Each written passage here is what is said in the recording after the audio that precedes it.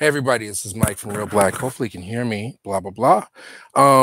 Getting on a little later than actually exactly an hour later than I had planned. Hopefully some folks will join in. Uh, I wanted to touch base with folks and see how y'all doing. And we'll get a roll call going to people. Hey, we got 8 folks on so far. So sorry to get on late. We had like a power outage in the building. It shut down the internet. It put me back behind. Wow, that's funny. Uh, I saw a movie. Somebody left their tag on their TV, and I said, "Man, that's some ghetto stuff." And I didn't want to admit I left the tag on my TV too. Maybe it'll be worth more. Um, Anybody watching? If so, let me know if you can hear me, and also where you're from, where you're watching from. And the question of the day, Tyler Perry has a new movie out, which Charles Woods and I had an opportunity to see earlier this week, I think Tuesday night. And we recorded a review, so I'm not going to rehash my thoughts and opinions on the movie because Charles and I did that together, and I'll render and upload that tomorrow. But just wondering if folks are in the Tiffany Haddish camp, the Tyler Perry camp, if they're planning. Helen Baylor from Las Vegas. Thanks for joining us. So we're just hanging out, and I wanted to share some stories about hanging out with Charles this week, and also get your thoughts and opinions about the new Tiffany Haddish joint. I'm not going to stay on as long as we generally do. Maybe keep this to 15 or 20 minutes. No plans, Lee Stone. So, yeah, it's a bit late. I apologize. Thanks for checking in. And again, we're going to keep it really short. So, New York, Lee Stone, no plans on seeing it. Is it because you're not a Tyler Perry fan, or you're not a Tiffany Haddish fan, or you're not a comedy person in general, or you don't see any movies at all in the theater? You're going to wait for the Netflix. So, while people are coming in, I'll share something. So Charles is not going to join us on this episode. We literally, I was up. I'll tell the story long form, but the long and the short of it is, we were out until almost 2 o'clock last night, moving things from his storage into his building, and so he's exhausted. I just got back from New York this afternoon at 4, and I'm just getting home now. I had to help my mom, just standard housekeeping stuff. So we had to run errands and take care of stuff that had been missing the last 3 or 4 days. Unexpected adventure in New York. I like Tyler Perry sometimes. Well, all right. So I'll give it to you in a second. So anyway, long and short of it, we went up on Tuesday, I think it was. See, I've lost track of time. Originally going to go up for the day, check out Google, YouTube invited us to check out Nobody's Fool, the new Tyler Perry movie, in advance of the release. And here in Philly, we had already I knew we were going to screen it for free here in Philly tonight. But what the incentive was one, to check out the Google YouTube space, which is phenomenal, state-of-the-art kind of thing. And then the second thing was they're going to have a Q&A after the film with Tyler Perry, Omari Hardwick, and Whoopi Goldberg. So what was, initially I said, well, maybe I don't want to go. And then I said, well, Tyler Perry's going to be there. I always want to hear, I like what he says about business. And Charles was starting to feel better. I hadn't seen him in probably 2 months. So that was enough incentive to go up there. And we had fun of the day. The movie started at 7. And so as you can imagine, it was like after 10, close to 11 before we were done. So I made a decision earlier in the day. I said, well, if I stay overnight, we can work together the next day on these long form projects that we have been talking about for a long period of time. So that was night one. It was just too late to go home. It was one of those things. I had a job due the next day. Editing job was due the next day, and if I traveled back to Philly from New York, Manhattan at 11 o'clock, I wasn't going to get home till 3, and I wasn't going to get any work done. So the opportunity was, well, get a room, work from the room, and and then the next day we can hang out, Charles and I. So we did that. Wow, lots of people chiming in here. I'll finish the story real quick. So that was day one. Day two, we get together, we're working, and it's going so well. I say, all right, well, we're getting a lot done.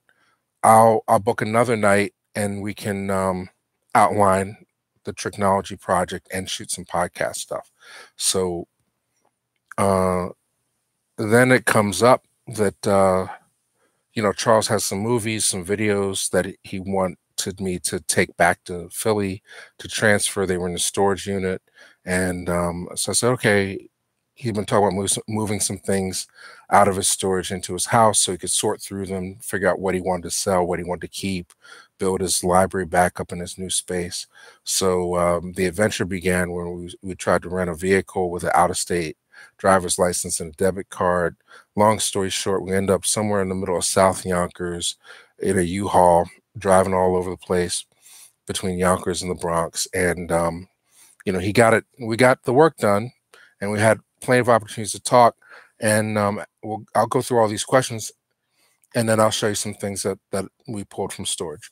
All right, so let's see who's on here. We got 35 people. And we are not okay. Well, they're saying this movie is going to open number 4. It's going to be around 14 million, which is typical Tyler Perry, but it's not going to outdo the. There's 2 other movies.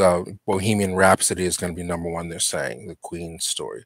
So let's see who's on here. Lee Stone from New York is there. Violet is gone to bed already, or maybe not. Owens. Yeah, Tiffany. No plans to support. No plans to support. Tiffany's overrated. Mike from South Carolina, by way of New York. I like Tiffany Haddish, but I wish she would stop taking the same caricature from one movie to the next. We can jump off from there. I completely agree with that, and that's the heart of our discussion. Basically, I think we were split. I gave it more of a thumbs up, I think, than Charles. I think we both felt that it went long beyond its welcome in terms of beginning, middle, and end, and then an end, and then an end, which might be better for some people than movies where scenes go on way too long, like Saturday Night Live sketches, and they're strung together. So this movie, pretty typical romantic comedy, has a decent story, and the actors are great. And I say that without bias of seeing it at an advanced screening with the talent there. I honestly felt that lately Tyler, in his filming movies on quick 10-day schedules, has not taken a lot of care with making sure that there's a story to tell. He books the talent, and then he makes sure that we get to a certain running time. And this one, I think, works better as a story. But if you're saying Tiffany Haddish is too much for you, then this is not the movie to see, because it's an R-rated comedy, and I think in terms of her scene stealing, she's given opportunities to steal every single scene that she's in. And as far as the Christianity of Tyler Perry and all that stuff, this is R-rated. It's so much scatological humor and things that demean. Just to give one away, Michael Blackson is credited in the opening credits, so it's not a surprise, but it is a surprise. They introduced Tiffany Haddish's character. Tika Sumpter goes to pick her up from jail, and she's having sex in the back of a truck with Michael Blackson, who's doing the Wakanda Forever bug-eyed stuff. So not only do you have one caricature, but you have 2 stereotypical caricatures in one scene, and I'm just immune to it at this point. But that being said, the love story, the romance holds up enough to make the movie worthwhile. So, but I don't, it goes back to, and I know you can hear this swallow. I know it goes back to Halle Berry. Like, how much do black women have to demean themselves in order to get attention in this Hollywood game? You know, like, we already know from Girls Trip that Tiffany Haddish is engaging and funny and all that stuff, and she's supposed to be playing this person out of jail, but um, you know, every other scene talking about having sex with some random man or giving somebody a blowjob or literally Michael Blackson covers this woman's eyes while he's supposedly hitting her, you know, from behind and, you know, having sex with her from behind in a van. I just think that no matter how much you want to be liked, there should be either a limit to, I mean, she's game, but and I think that Tyler created a safe environment for her. But I also think that, you know, they're out there pimping her, quite frankly, and she's allowing herself to be pimped. And I don't know what her end game is, if it's just about making money or what the fame is, the popularity. You know, I don't think she can play the Leslie Jones line where, you know, when she was getting her first opportunities to work in mainstream Hollywood with the Ghostbusters, she was so excited to be there. You know, she would say, "Whoopi, you're my role model, and I want to carry the torch for women that are dark skinned, that don't have a view of themselves in movies." And in the process, little undermining things would happen with Leslie, where like in the Ghostbusters movie, the three white women were scientists, and Leslie's character is not a scientist. She's somebody that works for the MTA, works in a token booth, who is visited by ghosts and decides to work not with the Ghostbusters, but basically for the Ghostbusters. So there's always that level of stratification in these comedies. But that being said, with Tiffany, you know, I'm not the target audience for Girls Trip. I'm probably not the target audience for Nobody's Fool, but um I just think the no limits thing and just letting people go loose with the sexuality is, it's one thing when we had R-rated movies and kids couldn't go, but now everybody, you can put an R on a movie, but everybody's going to see it. Everybody's watching it. I was on the SEPTA bus last week, and they were playing on a phone. I Love It, the Little Pump Kanye West record, the uncensored version. And I'm like, if that's what kids are being exposed to and it's commonplace, then there's either a lot of work to do or we're in trouble. But um, you know, so I'm torn. I'm split. I mean, it just made me cringe. What this woman's willing to do for a laugh, I think, should be tempered. All right, so I'm going to start back here and then from the bottom and then go back up and see who's talking. 41 people chiming in on Tiffany Haddish. Will not go see it. Tiff was funny. I mean, I think, look, there's no question Tiffany Haddish is talented. It's just, uh, is it prostitution or is it pandering? You know, are we the ones that want to see her do all that crazy stuff, or is she allowing herself to be pimped out and be made into? I mean, she literally is the hoe versus. I mean, you know, we've seen Corsican Brothers and all that kind of stuff. You see these sort of well, Corsican Brothers are twins, but you see these comedies that exist because you have the clash of two types of personalities, the straight laced and the free spirited.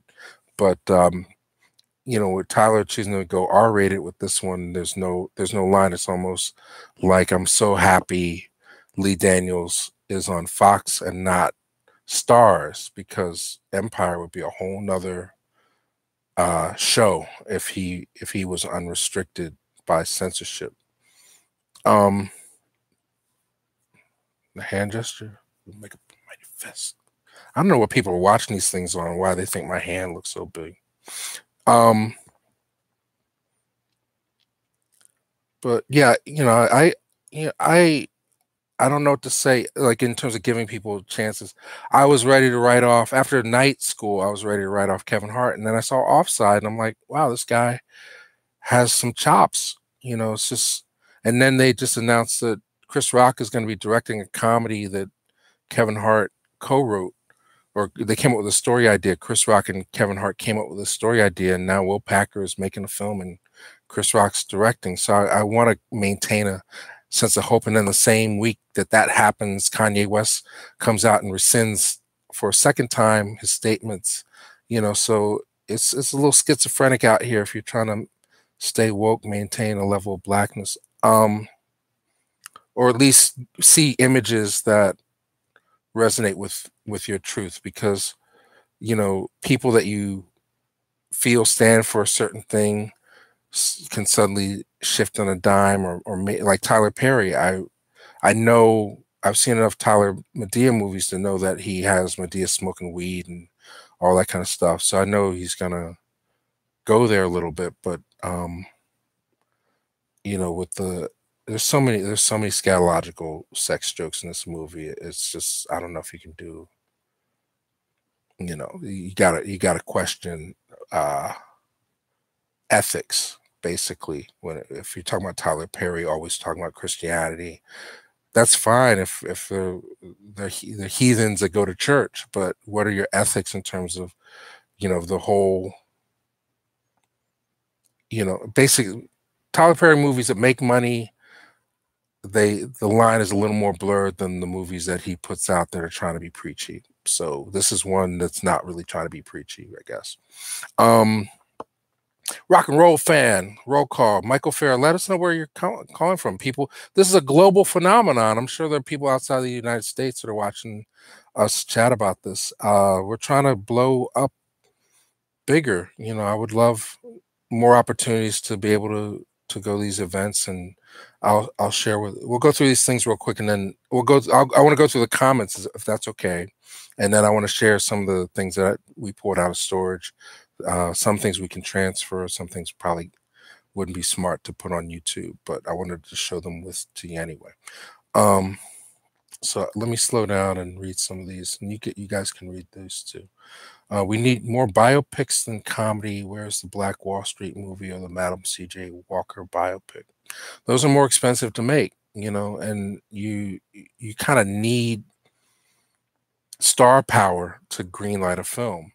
So Kevin Hart, Tiffany Haddish, they've demonstrated that they have star power. In the dramatic realm, you could argue Viola Davis has had movies that gross $100 million, and she's How to Get Away with Murder is a big show. But how many of those people that do you have that are gonna open a movie for you? And then, yes, you can make period pieces for way less money than you could back in the day, but you still, audiences, they don't want the medicine, they want the entertainment. So the way to counterbalance that is by making it a quality film. And there's a very small list of people that can get a movie, let alone a black movie, made. So that's why we're struggling with the, I would say, pre-civil rights black biopic right now. There was a place for it on television back in the day, but unfortunately, all the black TV stations are owned by the Viacoms of the world, and they're the people that are behind Nobody's Fool, basically. And Hollywood would mess up Madam C.J. Walker's story. It's arguable. I mean, I'm waiting with bated breath. Charles Woods and I, we both agree that Tyler Perry is our modern day Oscar Michaud. He is self-made. He's prolific. He's probably way more successful than Michaud, but he's driven, and he's created a massive body of work that has not been equaled by anybody, black or white, in terms of being prolific and a moneymaker. And he's done it virtually outside of the Hollywood system completely. So, but is he the right, even with that connection, is he the right actor to play Oscar Michaud in a movie? That's the movie that is being made for him to act in next, and it remains to be seen. And I have friends involved in the production, so I'm just gonna wait, hold my breath, and see what happens. But Hollywood does not have a strong track record with the biopics either in terms of casting or in terms of getting the story right. And that could be a question I will type here. What are some of your favorite biopics?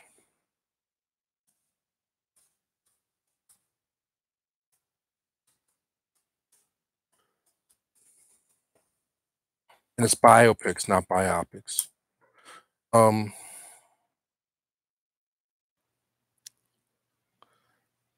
well, the dilemma, I don't know if it's going to be solved this wave of film, is that we do, in order to see the true representation of blackness, however you define that in your mind on film, it can't be produced within a system that is designed to reinforce our oppression. So therefore, Tyler is way ahead of the game, but at this point, uh,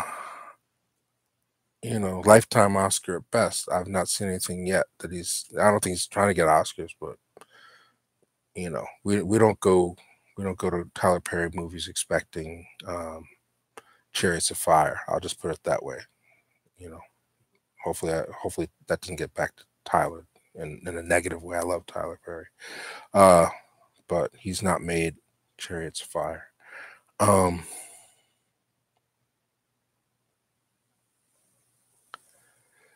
oh well, Jive for Life. I don't really. That's a good. I'll read it. It's funny. I've never met one black person that likes her. No one seems to like her, but the Jewish and white people that push around us and Kevin Hart. That's an interesting perspective because one of the analogies. I don't know if we explored it. Charles and I talked so much this week.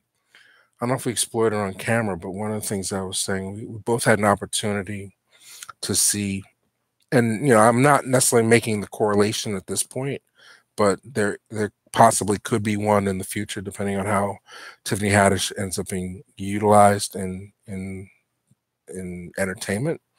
But we had the privilege of seeing a movie called Hearts in Dixie from 1929.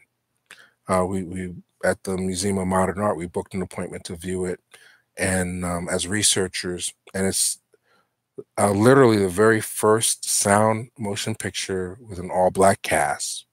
It predates Hallelujah by a few months, 1929, and it has Madame Saltewan, Clarence Muse, and Stepin Fetchit. And this movie was the film that broke Stepin Fetchit into the megastar that he became. It was made by 20th Century Fox, and basically, it's so I off the top of my head, I don't remember the narrative, but basically, it's set in the South, and Clarence Muse is sort of the older guy, hardworking, and Stepin Fetchit. This is the film he introduces his characters like the laziest man on earth, and actually, when you have the counterbalance of all the other black characters in the film sort of like saying, why is this boy so lazy? And then he literally things that he says to women and different things. It's just hilarious in a certain sense. If you had never seen a Stepin Fetchit movie, you could say, wow, this guy is very unique. He's got good timing, all this other stuff. But then when that becomes the act over and over again, the only time you see him now, they've taken him out of the universe with all the other black actors, and they put just Stepin Fetchit alone in a film to do that same act. It gets very painful for black audiences, and that's I guess what the burlesque, why when we talk about buffoonery, it's because you don't have the counterbalancing of reality. And Tyler always plays with that line in terms of creating realistic characters that connect with the emotion and having this cartoon stuff going on with the Medea and things that exist completely outside of reality and inside his imagination, but we all kind of relate to them on a certain level. So I think, if you're going to say that's his genius, is to take melodrama and meld it with the clumps. Uh, there you have it. But it's when people watch Step and Fetch It movies, black audiences went to see movies and Step and Fetch It would show up. They would cringe also. So, but a lot of people went to see Girls Trip, and I would argue that the majority of that audience was black, and a lot of people also went to see Night School, and that was made and produced by black folks. So, um, whether it's to your taste or not, I think there are a lot of people that identify with the persona of Tiffany Haddish as somebody who started from the bottom and now she ready, and really enjoy her energy and relate to it because it's similar to their own energy. It's just something we haven't really seen a lot of in film. The homegirl, maybe in Living Single we got a little bit, but they weren't. Or actually, better example would be was it Regina in 227? What was the actress that played on 227 that played the vixen? It's sort of like the black corollary to the girl on Golden Girls, that kind of. But she was older, and it was a much more subtle than "Hey, can I suck your dick?" kind of humor. There's a little class to that depiction. Tiffany, give the illusion of being ghetto and making it big in the white world. I love that. We'll see what happens. I mean, I'm not. I'm on the fence with Tiffany right now. But if she does another movie where she doesn't really severely switch it up, and she feels the only way to make it funnier is to be more vulgar, then I think she's going to lose a lot of goodwill among people. I think people are rooting for her right now because she is sort of the underdog character, but I don't know what kind of message it sends to be the, like, not to make it a black or white thing, but Golden Girls is a prime example of a character that could be a hoe, and she's a hoe, but she's not vulgar about being a hoe. And I think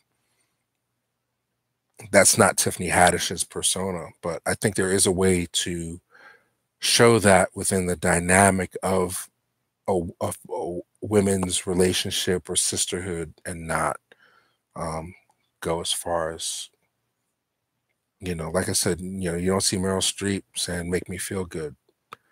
Blanche, thank you, Blanche Dubois, Golden Girl fans, and Mega's always on here. Mega, we gotta get. No, not Regina King. 227. The light skinned girl. She was also on the show with Frank's Place. Tim Reed. I'm talking. I don't want to. I froze the picture last time I tried to Google something. Sandra, yeah, who plays Sandra? What was that actress's name? Jackie Harry. Thank you. See, collectively, we made a big fist. Jackie Harry.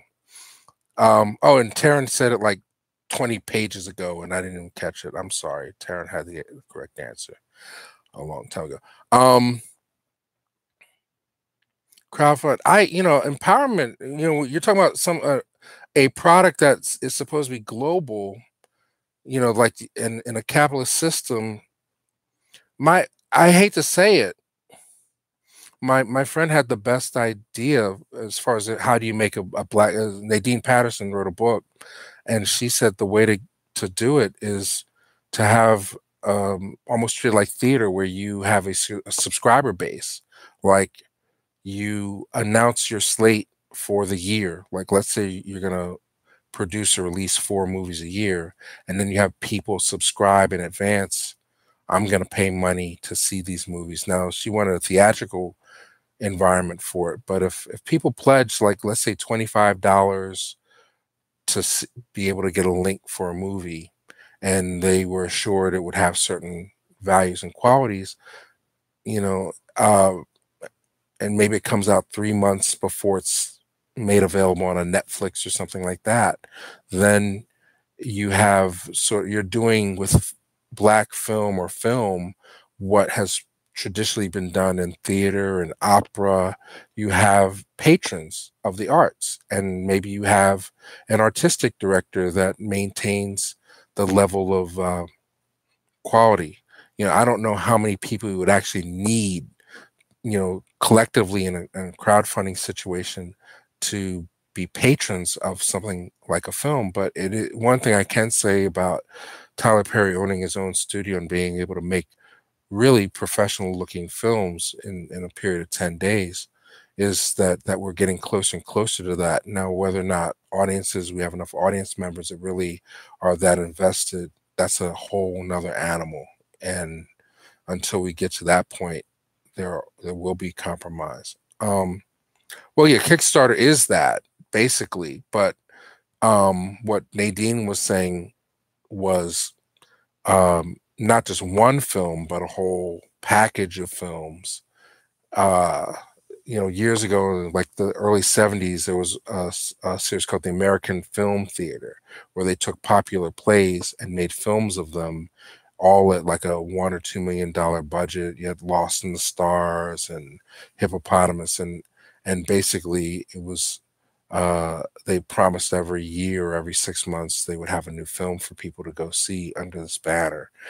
So but that was financed outside of a crowdfunding space.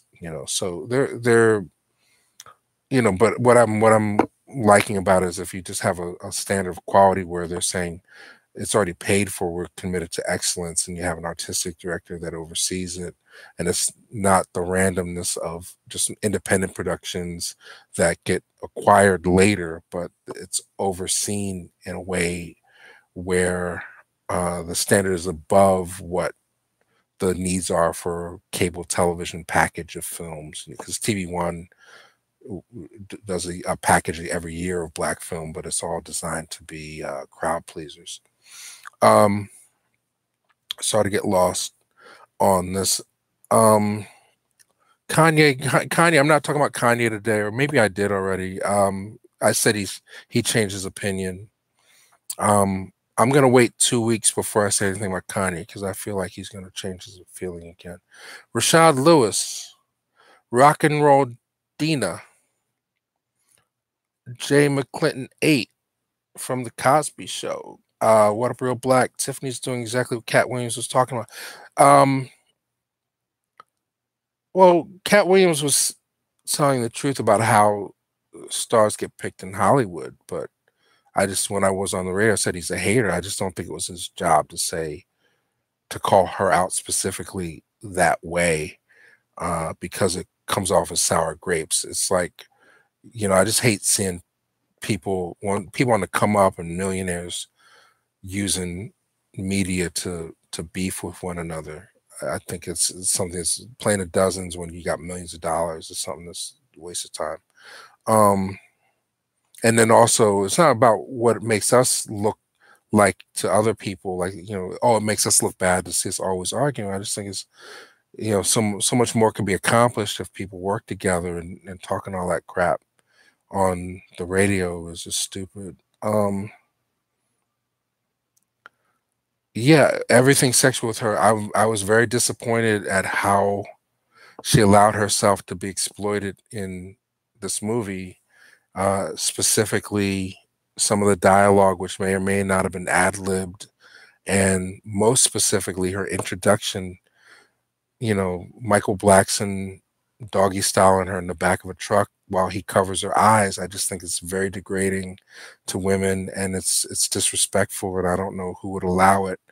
And I have to question Tyler Perry as a director, who's talking about protecting women and their image, because personally, I have a very micro macro way of looking at things. Yes, it's entertainment, but also when you capture things on camera, I mean, there's a lot of reasons why you go to foreign countries and people don't want to be photographed, because they know that it captures an essence of your spirit. And to have that image recorded and played back time and time again, it not only reinforces something within our own minds about what Tiffany Haddish represents to us, what that type of person is, who she represents, what spirit she's bringing into herself in order to make that character truthful, but it's also there forever. And I think we have to be very, very specific and responsible about images that are captured. And that's why I have issue with making these movies in 10 days because it doesn't really give you a lot of opportunity to go back and revise and rewrite or replay or fix certain things, and it becomes disposable, but it's still there forever. It doesn't really go away when you mark it as a feature film. Um, Malcolm X favorite biopic for everybody. Everybody used to say Malcolm X is their favorite biopic. Um, Mask. Wow, that's an odd one. That was is Mask a biopic? It's not a life to death movie, but yeah, it was It was based on a true story. I guess that qualifies. Matt, that's pulling one out. He is the other. I wouldn't say he's black. And then how about Powder? Which got defamed. Just deformed people trying to make it in life, or I shouldn't. People with deformities. I shouldn't say deformed people. We're all deformed. If you want to look at Peter North, why did that come through? Wait, where's Peter North? Did I expose? Is there Peter North stuff in the frame? I hope not. Girls Trip made 100. Yeah, so when you make $100 million in Hollywood, that means you're gonna have at least one sequel. So they were printing the poster for Girls Trip 2 after as soon as that movie hit the 40 million, they were writing a script.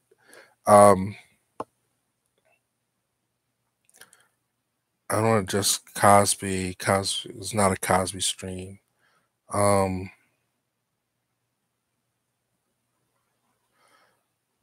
Yeah, I mean, so is that us? Does Tiffany represent us or a fraction of us? You know, Girls Trip made a lot of money. She was the breakout star. A lot of people identified with her, even though it's a stereotype in a way. Um, I just don't see it. That's all I can say. But I honestly, as a film, I did find it entertaining enough to recommend seeing it in the theater if you already know what you're getting into. If you are already if you have the pre-existing condition of being a Tyler Perry fan, then I think you will love Nobody's Fool. Unless you are very sensitive about vulgarity, there's so many N words, so many sexual jokes in there. It's untamed, and so if you're very, very religious, church going, spiritual, whatever, you probably might want to wait for that one to show up on DVD. But if you are one that goes every week, I think it's a good film. Um, Ray, Ray was a great biopic. I mean, there's so many good ones. I'm not gonna front, but I'm trying to think of one that hasn't been said. Um, if in this form, Malcolm X is the quintessential. I'm sorry, I'm looking at the wrong screen.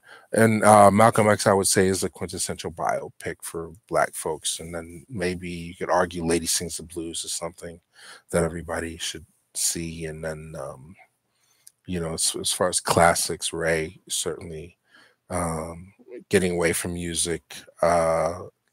Lean on Me is a great depiction. Morgan Freeman breakout role. Uh, yeah, I'm trying. Jackie Robinson's story. Not. It's interesting film, but it's not a good film. It's a low budget film, but Jackie Robinson plays himself. That's a good one to look at. And um, bringing it back, I'll throw Crush Groove in. How's that? That's based on Rick Rubin and Russell Simmons. Crush Groove. I don't know if people picked that up initially. The whole birth of Def Jam Records was kind of recreated and fictionalized in Crush Groove, and that still holds a place in my heart. Um, Wait, somebody went off topic. Hate You Give. Oh, absolutely. If you want to make a statement, Hate You Give is the movie go see. I don't, in protest to the stuff that's been thrown at us. So I got the box of stuff that I got from Charles. Woman Called Moses, yes. Prince movie, well, that was announced. Ava DuVernay's making a Prince documentary for Netflix, so I can't wait to see it. These are things that Charles had in his storage. I'll just share them with you. Mean Mother, Dobie Gray. It's a Xenon. It's on DVD, I think. I'm not sure, but it's he kept the shrink on it, but it's you can see it's open. It's been opened, but it's good this is a previously viewed Mr. Johnson, which is it just came out on Criterion, and it's director of Driving Bruce Beresford, director of Driving Miss Daisy, and it's based on a novel. I have it's been on. Well, actually, it's not on Blu. It's on DVD from Criterion, but it's got a lot of great special features. And it's basically about the colonization of Africa.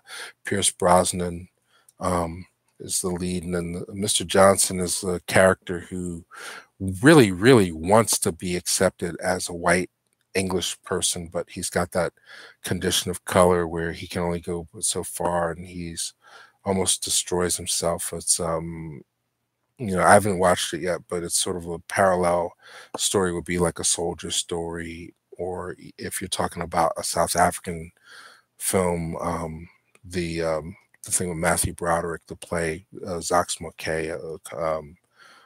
It'll come to me the name of that one, where the two butlers. Again, we Trust the 47 People is a play with Matthew Broderick and Zox Moquet, where he is a young kid who sits in the kitchen and talks to two South African guys that work in the kitchen about their class and race relations and stuff. Really good piece. Did anybody come up with that one? I should give prizes for all my senior moments. People can fill in. Yeah, these are all VHSs that we're trying to get transfer. I'll transfer them at some point. This is already on YouTube in a few incarnations, but this is another previously viewed Nightmare on Drug Street. It's a short 35-minute, say no to drugs movie from the 80s. It's got the third lead is a black kid, so this is going to end up on our channel.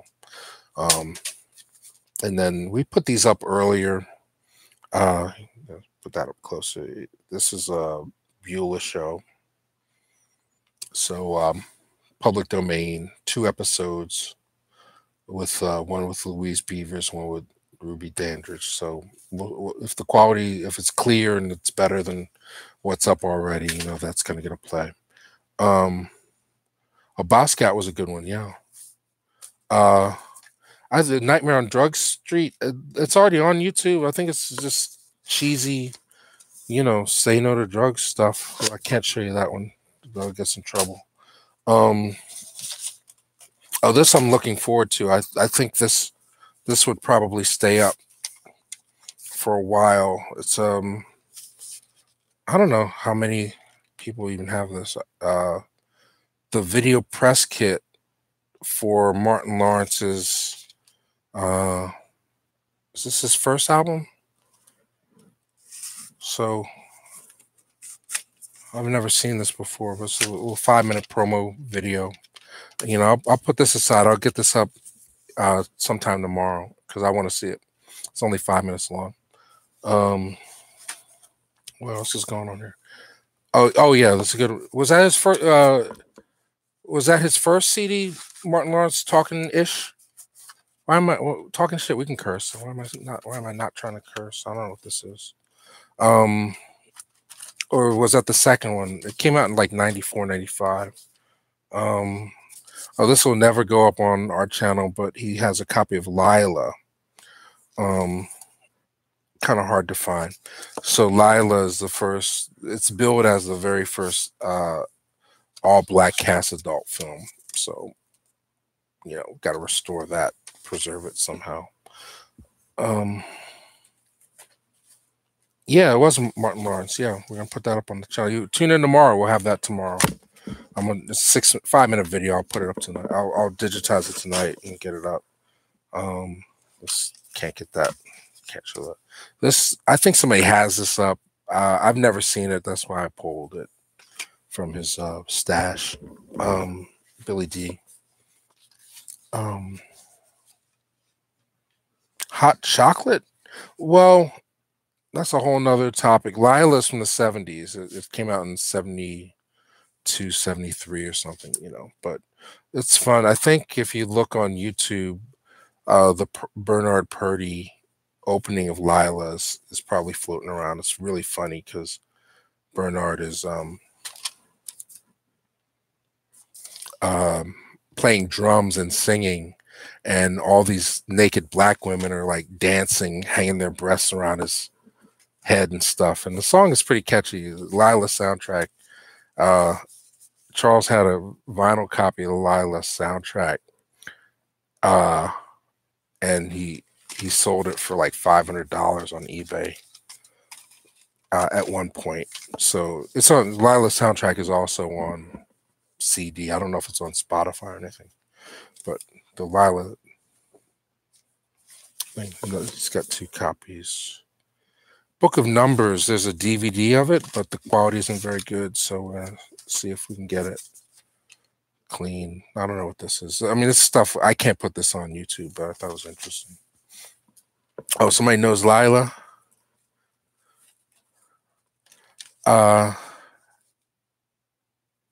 Just trying to read some number one ladies. Yeah. Y'all know y'all films. I thought I knew all my, you're helping me. I can't remember half the stuff off the top of my head anymore. I'm getting too old. This says essay Acting White by Clarence Page and scenes of films depicting blacks. So Charles couldn't tell me exactly what that was, but I say, let's see what it is and get it. This is already up. This, but I just wanted to verify. There's a new Teddy Pendergrass documentary. Also, oh, this is interesting. Xenon Video, they were the first label to really put out black films exclusively. Like their whole brand was devoted to black film long before Code Black or any of the labels. But one of the sins they would do was retitle their product. I'm not sure if it was they thought that it was more marketable to a wider audience to change the titles of some of these movies, or they were just trying to make them seem like they were newer films or whatever. So one of the classic TV movies of the 70s starring LeVar Burton was Billy, Portrait of a Street Kid. But unfortunately, Xenon got a hold of it and retitled it Ghetto Child. And but it's one of those is that oh gosh, Ossie Davis, LeVar Burton, I think it's Charlene Woodard might be the third person in here, or maybe it's Tina Andrews, but Ghetto Child instead of Billy. Tonight on the ABC Movie of the Week, Billy, Portrait of a Street Kid becomes Ghetto Child. This is a find. These are very hard to find. This is on DVD. This goes for $50 the tape. So I said, Charles, I'll see if I can get this on eBay for you. Help him pay his storage bill. Hopefully we can get a few bucks for that one. Delaney Sisters. Wow, that's a tough one to find. You guys know your stuff. These were interesting. I have a series with we did a hour-long interview with Woody King Jr. about a year ago, and I've been sitting on it partly because it's hour-long and it's edited, and also because there's an opportunity maybe that we can do something more with it. But this guy is a genius, a great Woody King Jr. And what was interesting when we were going through the storage was that Charles had copies of 2 books that Woody King had adapted into motion pictures back in the 70s. So I said, I got to hang on to these and read them. So one was The Long Night by Julian Mayfield, which actually published in the 60s. But This is a very great cover. Wow, 80 cents at the time. Yellowing, so I don't know what it would go for elsewhere, but I thought it was interesting within the one, two boxes. They also had Torture of Mothers, which is, I believe copies of this is on YouTube. This is Long Night is very hard to find. Only if you want to see it, you got to talk to Woody exclusively. But Torture of Mothers, he turned into almost like not a choreo poem, but what this journalist did was talk to the mothers of these kids that were accused and get their story. What happened that day? How did it go down? What the police system does to young Black men, so on and so forth. And then years later, Woody made a movie about it, and he had like Ruby Dee, all the best actresses in New York at the time, recreate the words of what the mothers said. And I believe that there are versions of it on YouTube if you want to watch it, and I'll type it in here so you can see it.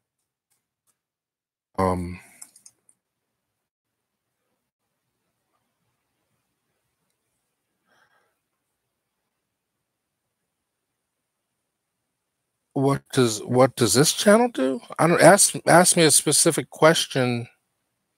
Beyonce, Mega Man. Because I'm lost in the thread here. Oh, do I actually make films? Absolutely. Yes, I make films. I've been making films since I was 13. I went to NYU. I went to the American Film Institute. I have a master's degree in film direction, and this it satisfies my curiosity. So for the last 20 years, I've never had a day job.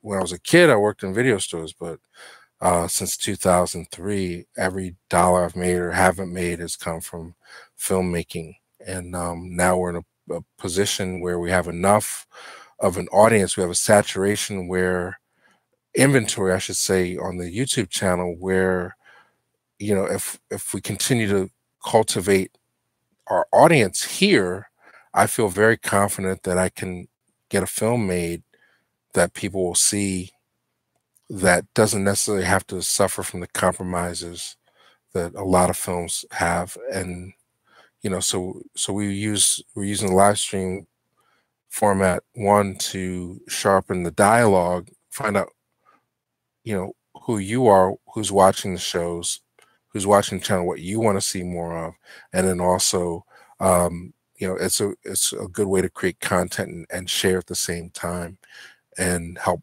bring more income to the channel. And I know people want to do the pay thing, but yeah, I absolutely make film. I don't complain all the time. There's things that get me riled up, but the goal is that everybody is working at their highest level, and audiences are there to support it.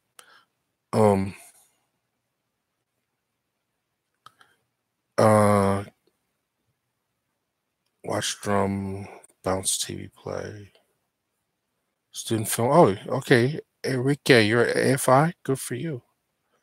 Yeah,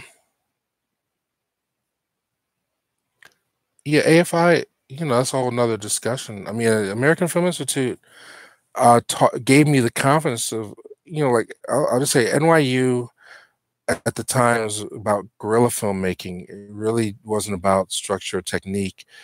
The famous graduates of NYU were Martin Scorsese, Spike Lee, Jim Jarmusch. Prior to my generation, now you got the Brett Ratners and the Todd Phillips, who are all my classmates, as the celebrated alums, the David Dobkins and the David Waynes and people like that, the really commercial young folks, Old School and Hangover and that kind of Rush Hour. But prior to that, it was just about how do you make a movie independently, sort of inspired by Cassavetes. And then AFI was different because it was really about, like you're saying, Grip and Electric, really departmentalizing and not looking at film as through an auteur theory, but as a collaborative experience. And I had a difficult time at AFI for a lot of reasons, because I felt like as a director, you should know everybody's job and be able to speak everybody's language. And they kind of wanted to make sure that because the value system involved, they want people to specialize, so, but it is what it is. I love film. Um, Ron LaFleur, the Ron LaFleur story, One in a Million was another TV movie with the great LeVar Burton. My favorite LeVar Burton TV movie, hands down, is Dummy, where he plays the deaf kid accused of strangling the prostitute, and he is defended by the deaf lawyer played by Paul Sorvino. And that movie, I saw it at a young age on television. It really hit home for me. I said, wow, this guy's a freaking good actor. But the story still stayed with me, and I believe people have it on YouTube. But Dummy with LeVar Burton is my favorite LeVar Burton TV movie. Uh, okay, I like you. Tell me something, since I work with in the industry. If I was you, find young writers, get funding to make Juno. Well, I mean, my goal is to make. So I haven't. See, I probably felt that way 5 years ago. When we started with Ava DuVernay with Array, I was, successfully running a film screening series here in Philadelphia, and Ava reached out to me and said, "Hey, I want to take this concept national and have Black independent films and films from the diaspora screen nationwide, and we'll promote them and we'll get reviews for them and take it to another level." And we did that. The latest Array release actually premiered today on Netflix via, but and at that time, if you were to ask me 5 years ago, Beyonce, Mega Man, I would have said, I don't really need to make another film. My job is to find ways to open up avenues for the next wave of artists. But the doors opened up, all these platforms, and I'm probably more frustrated now than I've ever been, in terms of I'm not seeing the movie that I feel should be made. I'm not seeing those stories being told that really connect to me the way that movies the reason I love movies. I don't see those movies yet. Not in this wave, not at all. And so I'm just trying to take time, like I said, to find out who folks are that would pay to see these things and go out and do it. But if I had $500 million, yeah, I wouldn't just be making my own movies. I'd own the Weather Channel. Um,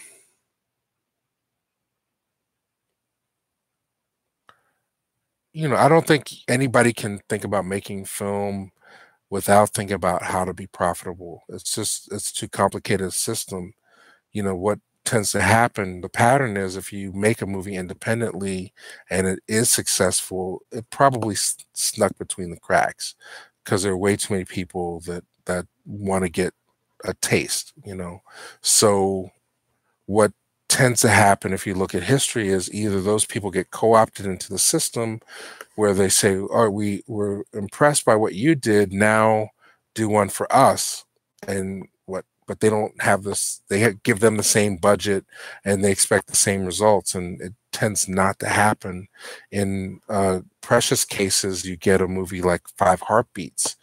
Robert Townsend established enough clout by making Hollywood Shuffle that he was able to get Five Heartbeats made with some difficulty, it turns out, and it stands the test of time as a classic.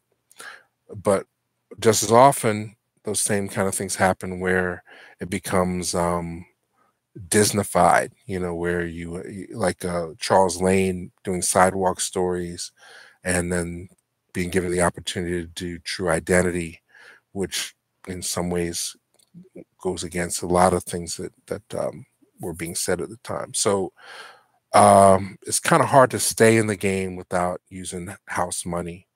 And until somebody builds another house besides Tyler Perry, we're going to keep seeing a lot of the stuff revolve and revolve. But I'm at the point now where it's not like, I just don't think that people have an understanding, and unless you show them directly what is it you're talking about, and then you can change you can flip those atoms around. But you can talk about things. You can even hire writers and say, I like this. You can even look at somebody's script and say, hey, I think this is good. But if you don't have the system of like I would say Ryan Coogler would be the prime example of somebody who benefited from generations of expertise, because he was the top film student at USC at the time, and Forest Whitaker sought him out and created the opportunity for him to make Fruitvale Station. And between the success of Fruitvale Station representing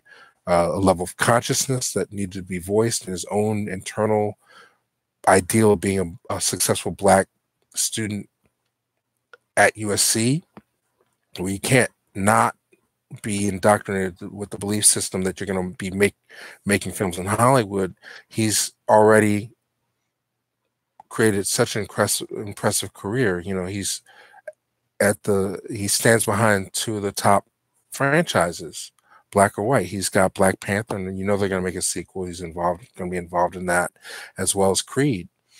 So he's already announced he's going to direct the Black Panther sequel, and Creed 2, he's executive producing. He's given the director reins to another one of his USC classmates, Caples. So I'm super excited about those kind of things, but I just feel my role is to tell another story and share more. Straight Out of Brooklyn, well, Matty Rich, yeah, well, Inkwell, there you go. And then Game Over, right? They'll hand you the keys. If you crash it, you don't get to drive again. So you have to be careful with the decisions you make. And I guess that's the main point I was trying to make about Tiffany Haddish, if we're going to wind things down with the hour mark. I've never seen this ever. I used to buy for video stores. I had no idea that this movie existed on tape prior to the DVD release. And this is a beta. It's a little bit smaller for those who aren't familiar with see the size difference between a little bit different. And then I guess, as far as show and tell, people have never seen a beta cassette. It looks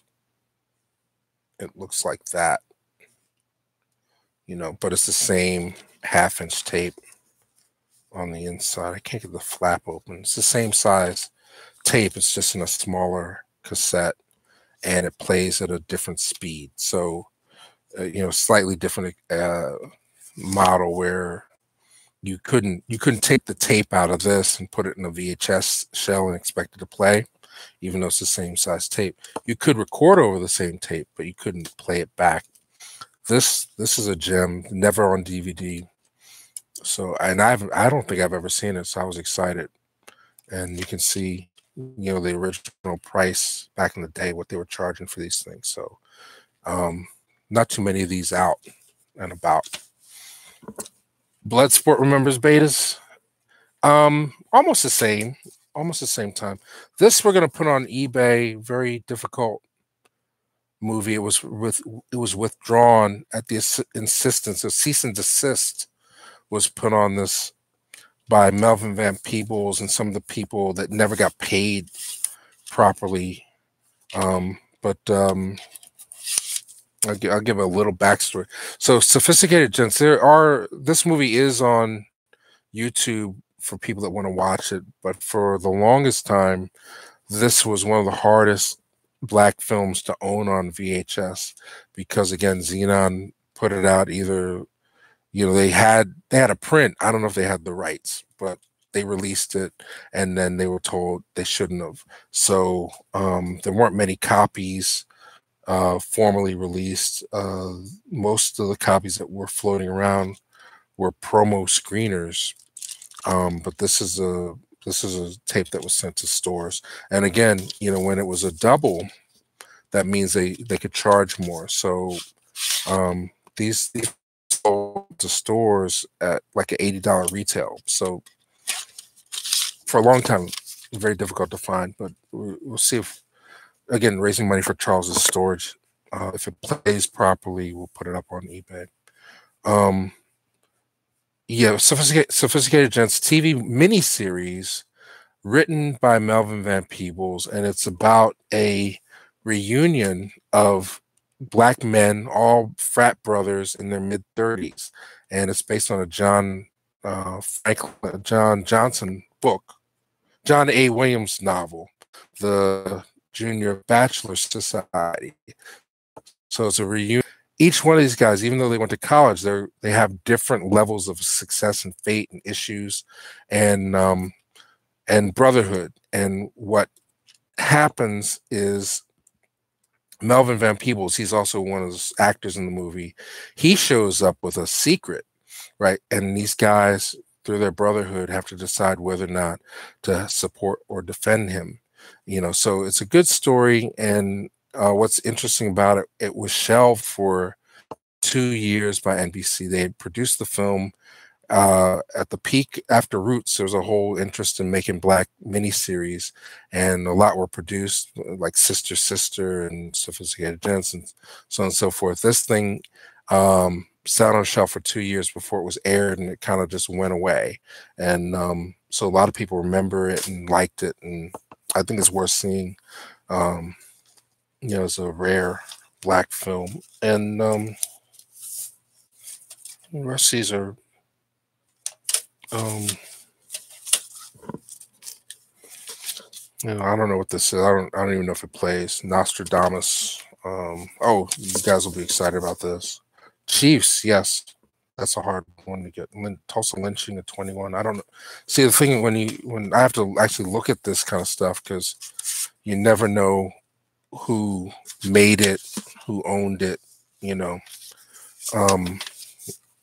want to violate anybody's intellectual property. If it's something that isn't being used or it's in the public domain, then I'm happy to share it. But if somebody is actively selling it, making it available commercially, then 9 times out of 10, it's you have to look at another channel to find it.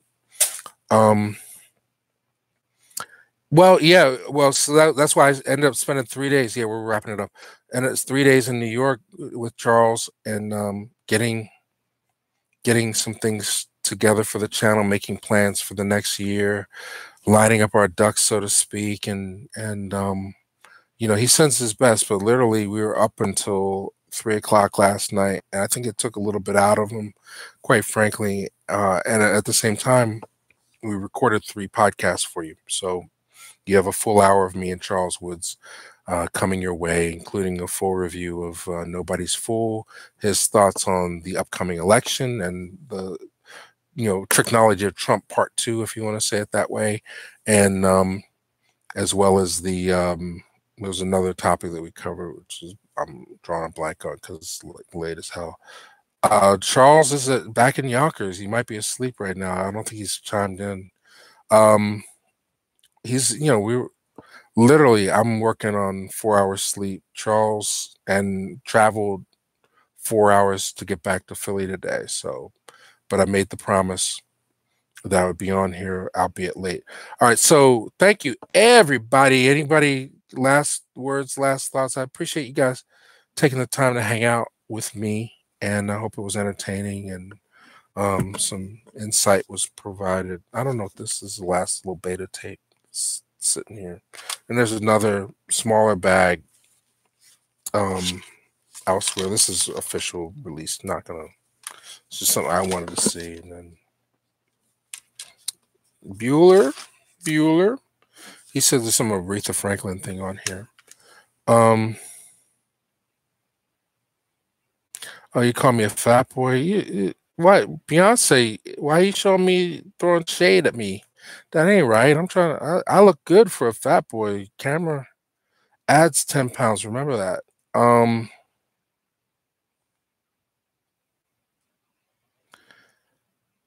Is Beyonce's Mega Man? Are you really trolling me on the fat? I'm very sensitive, if you haven't noticed. About my weight. I don't want to, if I'm next to Charles and you say I'm the fat guy and he's the old guy, I can deal with it, but otherwise I'm hurt. Thank you, Sunflower Power. I know I look good. I don't give a fuck. I know I'm fat too, so you want to call me fat, call me old. I got called old head. I had to look at myself. I guess I am. So I own all of it. I don't have a problem with that. Um, yeah, the Dionne Warwick was a fine. I got a couple more radio things coming in the next couple of weeks. Andre Crouch radio special for one of his gospel albums from the late 70s. I think I put a bid on LTD Jeffrey Osborne radio show. I'm not sure if I did or I didn't. And I think there's a couple other things, rare radio specials from the 80s. So if you enjoy listening to stuff while you're at work, let me know. And I'm gonna take the next 2 or 3 months to dig deep into stuff that we shot that I haven't had a chance to edit. I know people have been waiting for Charles Wood's critique of Black Panther. We shot that a while ago, and there's a whole bunch of stuff I'll get to now that I have a little bit more time paid for. I